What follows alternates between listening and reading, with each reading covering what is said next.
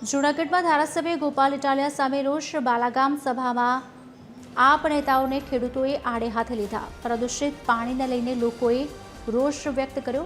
ધારાસભ્ય તરીકે વિધાનસભામાં કેમ પ્રશ્ન ન કર્યાનો ઉલ્લેખ કરાયો। ભાટ ગામ, સુખપુર સહિતના ગામમાં ગેરકાયદેસર ઘાટ ચાલી રહ્યા છે।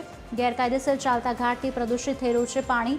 વિસ્તારમાં પ્રદૂષિત પાણીને લઈને લોકોની નારાજગી પણ સામે આવી। ધારાસભ્ય ગોપાલ ઇટાલિયા રજૂઆતો કરતા ન હોવાનો રોષ પણ છે। આ મુદ્દો સંસદ રાજ્યસભામાં શક્તિસિંહ બાપુએ ઉપાડ્યો। પાલભાઈની મહેનત હતી પોરની। કેમિકલનો કપ ગોપાલભાઈના વિસ્તારમાંથી કેમિકલ યુક્ત પાણી અહીંયા આવે છે। પાણી નથી મારી નાખતું, કેમિકલ મારી નાખે ગોપાલભાઈ। પ્રવીણભાઈને મેં કીધેલું, બરાબર, પ્રવીણભાઈને કીધું કે વિધાનસભામાં હું ગોપાલભાઈ પાસે એ મુદ્દો ઉઠાવીશ।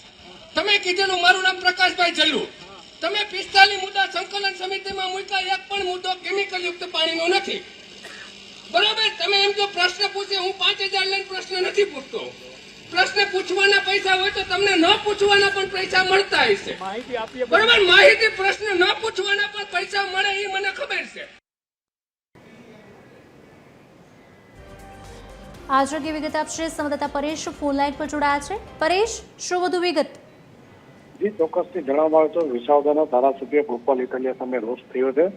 કેશોદ તાલુકાનો જે બાલાગામ છે ત્યાં સભા હતી અને સભામાં આપ નેતાઓને ખેડૂતોએ જે આડે હાથ લીધા છે। પ્રદૂષિત પાણીને લઈને જે ખેડૂતોએ જે રોષ વ્યક્ત કર્યો છે। ધારાસભ્ય તરીકે વિધાનસભામાં આ બાબતનો કેમ પ્રશ્ન ન કર્યો તેનો પણ ખેડૂત દ્વારા ઉલ્લેખ કરવામાં આવ્યો છે। ભાટગામ, સુખપુર સહિતના ગામમાં હાલ જે ગેરકાયદેસર ઘાટ ચાલે છે અને પ્રદૂષિત પાણી પણ પ્રદૂષિત થઈ રહ્યું છે તેને લઈને પણ સવાલો કર્યા છે। વિસાવદર વિધાનસભામાં આવતા વિસ્તારમાં પ્રદૂષિત પાણી લઈને લોકોની પણ નારાજગી સામે આવી છે અને ધારાસભ્ય ગોપાલ ઇટાલિયાએ કેમ રજૂઆત ન કરી તેને લઈને પણ ખેડૂતોમાં રોષ છે। તેને લઈને જે આપના નેતાઓને છે ખેડૂતોએ સભાની અંદર આડે હાથ લીધા હતા। જી, આભાર પરેશ।